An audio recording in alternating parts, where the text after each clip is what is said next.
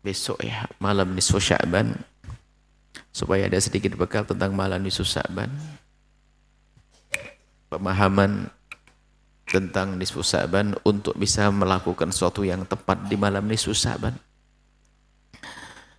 Adapun bulan Sya'ban, keutamaan Sya'ban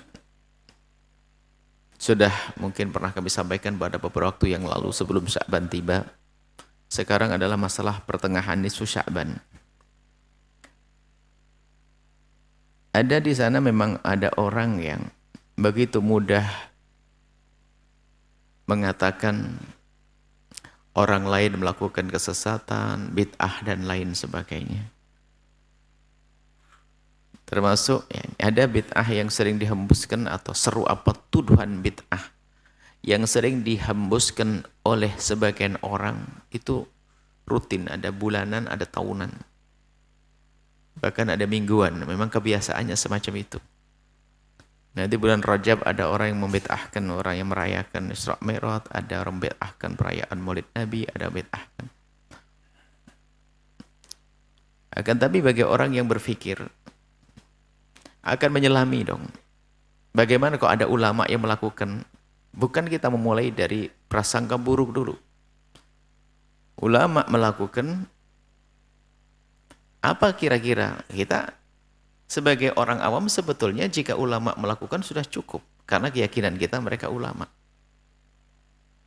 Akan tapi bolehlah di saat mulai ada hamba-hamba Allah yang mulai begitu mudah menuduh saudaranya dengan tuduhan yang keji, seperti menuduh melakukan bid'ah dan lain sebagainya, maka perlulah kita menyelami lebih dalam agar tahu. Paling tidak mantap hati kita dengan apa yang dilakukan oleh para ulama-ulama. Kebiasaan melakukan satu kegiatan di malam nisfu Sya'ban. Malam nisfu Sya'ban malam yang orang boleh melakukan ibadah apa saja. Jangan di hari-hari yang lain melakukan ibadah lalu di nisfu Sya'ban dilarang. Ini aneh. Nisfu Sya'ban adalah seperti malam-malam yang lainnya. Akan tapi di situ ada berita yang perlu kita dengar yang menunjukkan bahwasanya di malam itu juga ada kejadian yang berbeda dengan yang lainnya. Ada beberapa riwayat yang kalau ingin tahu tentang perbedaan ulama dan agar kita menjadi orang yang dewasa, tidak gampang menuduh orang lain dan juga punya wawasan, ada catatan-catatan. Ini buku pertama, indahnya memahami perbedaan ulama. Kalaupun seandainya kita tidak melakukan hal tersebut, paling tidak kita tidak mudah menuduh hina, rendah, salah kepada orang lain dengan ilmu. Adapun keutamaan nisfu Sya'ban, kita hadirkan di bagian C ini dari catatan nisfu Sya'ban tentang Sya'ban. Ada beberapa riwayat hadis tentang malam nisfu Sya'ban. Hadis yang pertama ini diriwayatkan oleh Imam Tirmidzi, Ibnu Majah, Imam Ahmad bin Hanbal dan juga Ibnu Hibban. Tentang hadis Sayyidat Aisyah. An Aisyah radhiyallahu taala anha, dari Sayyidat Aisyah radhiyallahu taala anha.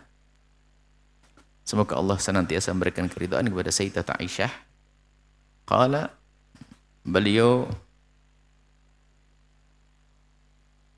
bercerita, faqadtu Rasulullah, aku kehilangan baginda Nabi.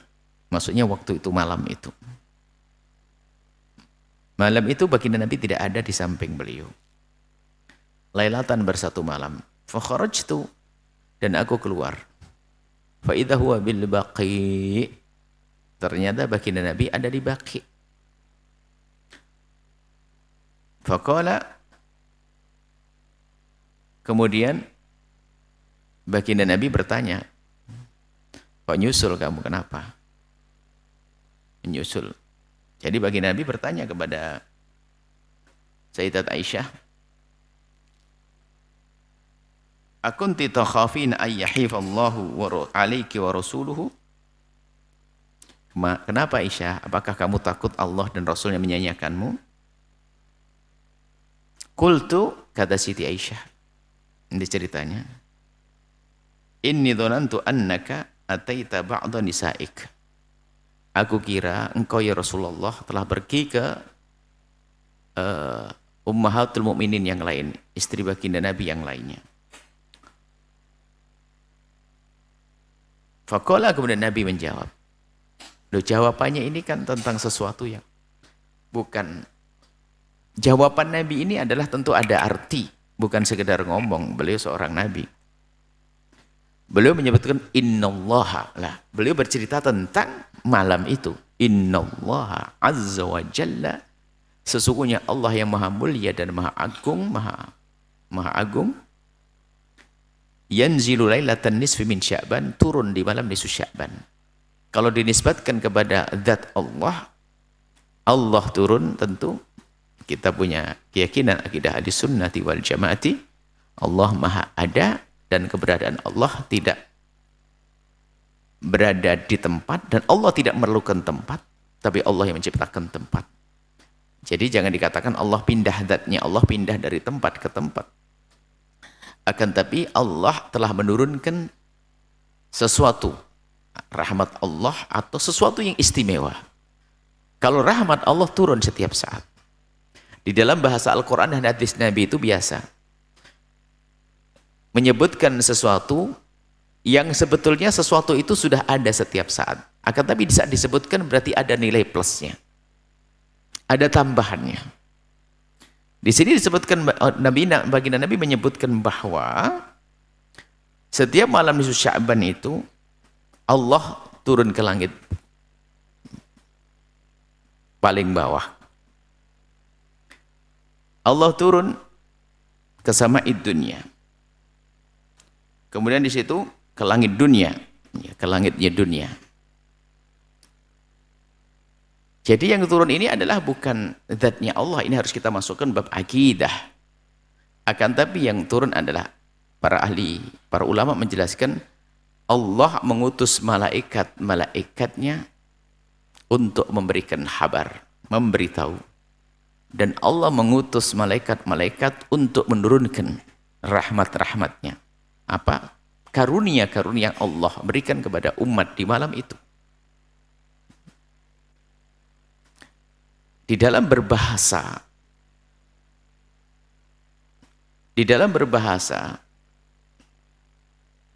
ada bahasa yang indah. Dalam ilmu bahasa Arab itu ada istilah kekuatan sastra ya. Kalau ada orang ngomong, Pak Presiden membangun Cirebon. Kira-kira siapa yang bayangkan, wah Pak Presiden jadi kuli di Cirebon, itu kira-kira siapa? Ya bukan, perintahnya telah turun untuk membangun Cirebon, kan begitu.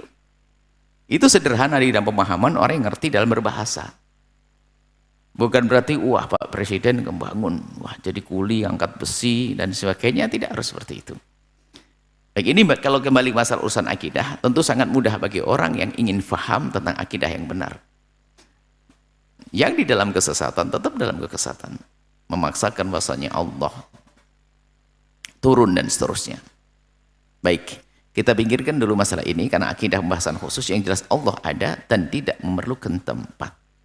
Allah yang menciptakan tempat, sebelum adanya tempat Allah ada, tidak memerlukan tempat, dan setelah Allah menciptakan tempat-tempat Allah ada, seperti sebelum menciptakan tempat tidak memerlukan tempat.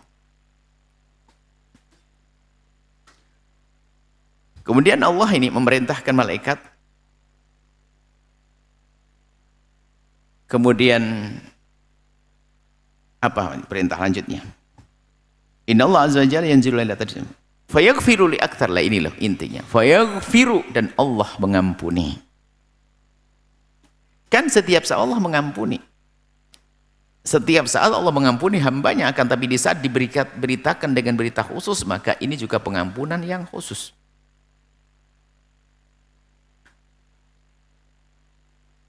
Ada pengampunan yang khusus. Wa yaghfiru li aktsara, maka Allah akan mengampuni dosa-dosa hambanya li aktsar, lebih banyak min adadi sya'ri ghanami kilabin. Jadi Allah akan mengampuni dosa hamba-hambanya melebihi daripada bilangan bulu domba Bani Kilab. Maksudnya apa? Nggak usah dihitung bulu dombanya nanti bikin. Maksudnya akan mengampuni dengan pengampunan sebanyak-banyak. Maksudnya apa? Bani Kilab tuh orang yang paling punya kekayaan kambing paling banyak. Jadi kambingnya paling banyak. Sepertilah bahasa lain adalah mengampuni sebanyak pasir di laut. Ya enggak usah dihitung pasirnya. Maksudnya gambaran tentang mubalaqah. Mubalaqah itu dalam bahasa Arab. Dalam bahasa Indonesia adalah ungkapan yang pengagungan kepada sesuatu tersebut. Jadi bukan pengampunan biasa, pengampunan yang banyak sekali. Artinya di malam itu Allah membagi-bagikan pengampunan kepada hambanya. Di saat berita ini spesial, maka tentunya hamba yang spesial dong. Seperti malam Lailatul Qadar itu kan datang. Kalau dikatakan inna anzalnahu fi lailatul qadri wa ma adraka ma lailatul qadri. Lailatul Qadri khair min alfi syahrin. Tanazzalul malaikatu waruhu fi bi'idzni rabbihim min kulli amrin. Ya kan? Malam Lailatul Qadar Allah menurunkan. Allah memberikan kepada hambanya di malam Lailatul Qadar kebaikan. Yang dikatakan kebaikan yang banyak sekali. Sehingga itu malam disebut sebagai malam lebih bagus daripada 1000 bulan. Bukan seperti 1000 bulan, lebih bagus dari 1000 bulan. Untuk siapa? Ya tentu karena ini ada berita spesial untuk orang spesial dong. Siapa? Ya yang menghidupkan di malam Lailatul Qadar. Yang merindu malam Lailatul Qadar. Yang menyambut malam Lailatul Qadar. Yang ngorok, yang hanya begadang tanpa zikir, atau bahkan gunjing melakukan maksiat, ya bukan mereka dong. Sehingga di malam itulah Nabi memulai memberikan contoh menghidupkan malam Lailatul Qadar dengan i'tikaf, memperbanyak membaca Al-Quran, membaca doa yang diajarkan bahasa Aisyah. Asyhadu an la ilaha illallah, nastaghfirullah, nas'alukal jannata wa minan nar, dan seterusnya. Begitu juga di malam nisfu Sya'ban. Kalau bicara tentang malam pengampunan, berarti kita diampuni sama Allah. Ya, yang ini pengampunan khusus, maka yang mendapatkan ya orang-orang khusus. Bukan yang ngorok yang malam itu tidak terjaga untuk merindu, untuk melakukan kebaikan agar diampuni oleh Allah. Karena ini berita khusus, maka untuk orang khusus. Sehingga di sinilah para ulama nanti lihat, kalau kita lihat ini di akhir 4 madhab semuanya. Kalau saya bicara 4 madhab ini bukan satu ulama ijtihad di daerah Cirebon sana, atau di Saudi, atau satu orang di Mesir. Semuanya ulama mengatakan bahasanya malam di Sya'ban adalah malam yang para ulama biasa menghidupkan malam itu. Lah kok tiba-tiba muncul orang akhir zaman mengatakan menghidupkan malam di Sya'ban adalah bid'ah. Lah terus apa sih pengampunan yang Allah berikan untuk siapa? Kalau itu adalah berita biasa, ya semua orang mendapatkan biasa, berita biasa. Ini berita khusus dari baginda Nabi untuk orang-orang khusus. Lalu siapa yang akan mendapatkan janji pengampunan dari Allah yang Allah bagi-bagi sangat banyak pengampunan itu? Ya tentunya mereka yang menghidupkan malam itu. Merindu pengampunan dari Allah Subhanahu wa taala. Kemudian ada hadis lagi, satu lagi. Sebelum kita membahas perbedaan apa perkataan para ulama. Dari Imam Ali bin Abi Thalib radhiyallahu taala anhu, qala, beliau berkata, qala Rasulullah sallallahu alaihi wasallam bersabda, "Idza kana lailatul nisfi min Sya'ban, jika malam nisfu Sya'ban, qumu lailaha, sumu naharaha." Bangunlah di malamnya. Puasanya di siang harinya. Tapi ingat, puasa siang hari sini para ulama mengatakan bukan, tidak harus mengkhususkan puasa nisfu Sya'ban. Jadi kalau puasa nisfu Sya'ban itu di dalam hadis yang lain disebutkan tentang bisa saja dimasukkan puasa hari putih. Jadi puasa nisfu Sya'ban bisa diniatkan bermacam-macam. Pertama, puasa putih. Hari putih itu adalah hari dikatakan 13, 14, 15. Hari putih, Ayyamul Bid. Kemudian puasa nisfu Sya'ban bisa menjadi puasa penyambung, sebab di dalam madhab kita Imam Syafi'i, bagi yang tidak pernah punya kebiasaan puasa itu tidak dianjurkan berpuasa di setelah bulan Sya'ban. Selain itu ulama mengatakan boleh. Akan tapi bagi yang telah berpuasa di hari 15 awal, maka setelahnya jadi boleh berpuasa. Ini. Jadi kalau setelah berpuasa di hari tanggal 15 Sya'ban, maka setelah itu dia boleh berpuasa di hari setelahnya.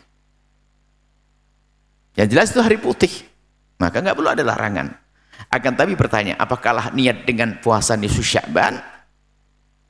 Maka kalau pengen aman daripada perbedaan, niatlah puasa putih di hari itu.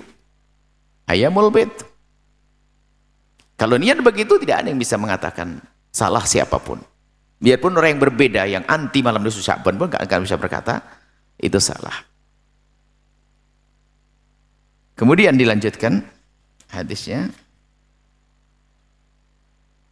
Fa innallaha yanzilu fiha, dan Allah turun di malam itu, maksudnya Allah menurunkan sesuatu yang sangat spesial, yang sangat khusus, memberikan li ghurubi syamsi ila sama'id dunya. Waktu terbit matahari Allah menurunkan. Tadi sama seperti sebelumnya, mengutus malaikatnya atau menurunkan rahmatnya, pengampunannya, yaqulu, dan Allah menyeru, ala min mustaghfirin fa'aghfirullah. Siapa yang minta ampun kepadaku? Lah, ini ada catatan. Kalau tadi yang pertama kan nggak ada. Yang diampuni siapa? Yang diampuni siapa? Ternyata disebutnya yang diampuni ini, dok. Siapa yang minta ampun akan aku beri pengampunan secara spesial. Ala mustarzikin. Ala min mustarzikin. Mana yang minta ampun, minta apa? Minta rizki kepadaku. Fa'arzuqahu, maka akan berizki. Ala min mubtala. Mana yang mendapatkan ujian, sakit, kefakiran, kesusahan, kesedihan, fa'uafiyahu, maka akan aku beri obat, aku beri kesembuhan. Yang punya hajat banyak, adukan di malam itu. Yang punya sakit, adukan di malam itu.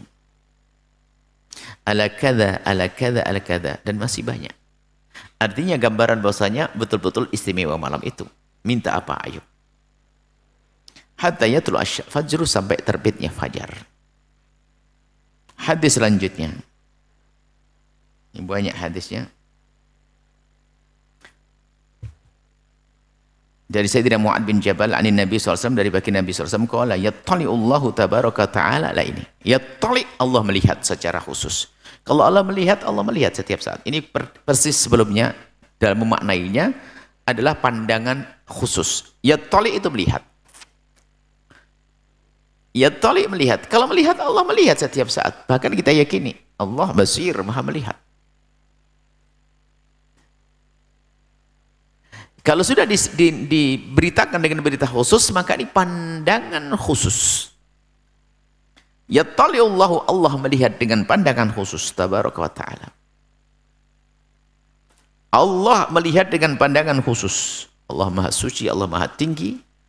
Allah melihat dengan pandangannya khusus ila khalqihi, kepada makhluknya. Jadi Allah melihat kepada kita di malam itu dengan pandangan khusus. Lailatan nisfi min Sya'ban, di malam nisfu Sya'ban. Kemudian apa? Al-fayaghfiru li jami'i khalqihi, Allah mengampuni semua makhluknya. Tentunya kalau sudah mengampuni semua makhluknya, tadi dihubungkan dengan sebelumnya. Yang memohon, yang meminta, digabungkan antara hadis dengan hadis.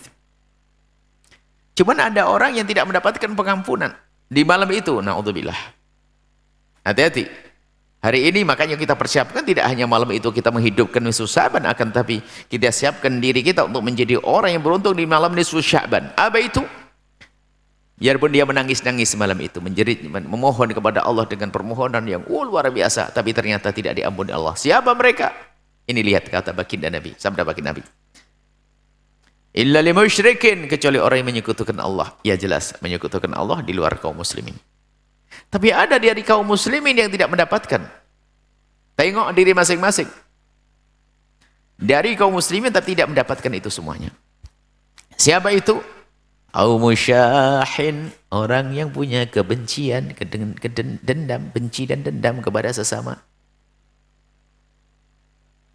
Sehingga makanya malam di Sya'ban dalam munajat kita, malam di Sya'ban itu kita lebih mengarah kepada bagaimana kita saat itu membersihkan hati kita dari dendam benci kepada sesama. Mendoakan mereka dengan doa kebaikan. Siapapun yang berbuat salah kepada kita, yuk kita doakan. Zalim pada kita, kita doakan. Hati bersih dengan Allah kita. Istimewa hubungan dengan Allah, dengan sesama manusia menjadi baik. Hilangkan benci, dendam, dan dengki kepada sesama. Musyahin ada benci. Benci kepada sesama, dendam. Yang mendendam, mau nangis-nangis, tidak diampuni oleh Allah. Selamat tinggal dendam. Wahai hamba Allah. Ada orang sifatnya mendendam. Kadang dendam bukan siapa-siapa, saudaranya sendiri. Na'udzubillah. Orang tuanya sendiri. Na'udzubillah. Dia pengennya itu bergaul sama malaikat rupanya. Jadi orang nggak boleh salah. Istrinya, suaminya, termasuk na'udzubillah ini, mantan. Mantan suami. Mantan istri. Sudah cerai itu masih dicaci maki, anaknya diprovokasi untuk membenci ayahnya, membenci ibunya. Sehingga dalam Islam nggak ada semacam itu. Kalau ada suami, istri lalu berpisah, bercerai,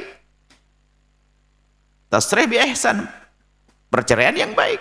Tidak boleh saling menjatuhkan, tidak boleh meracuni anaknya untuk membenci orang tuanya. Kadang-kadang kalau sudah anak bersama seorang ibu, ibunya ngeracuni anaknya agar benci ke ayahnya. Seorang anak dengan ayah pun juga demikian. Bukan itu pendidikan. Itu kan ada kebencian di dalam hatinya. Ya, orang-orang semacam itu tidak akan mendapatkan pengampunan dari Allah. Sehingga amalan yang paling penting adalah amalan yang lainnya, amal-amal kebaikan, oke lah. Apa yang bisa? Yang dilakukan di luar Sya'ban boleh, lakukan di malam Sya'ban. Apa kebiasaan Anda di luar Sya'ban? Lakukan. Dan yang terpenting adalah bagaimana membersihkan hati kita dari dendam, benci kepada sesama. Itulah orang yang punya qalbun salim, hati yang selamat.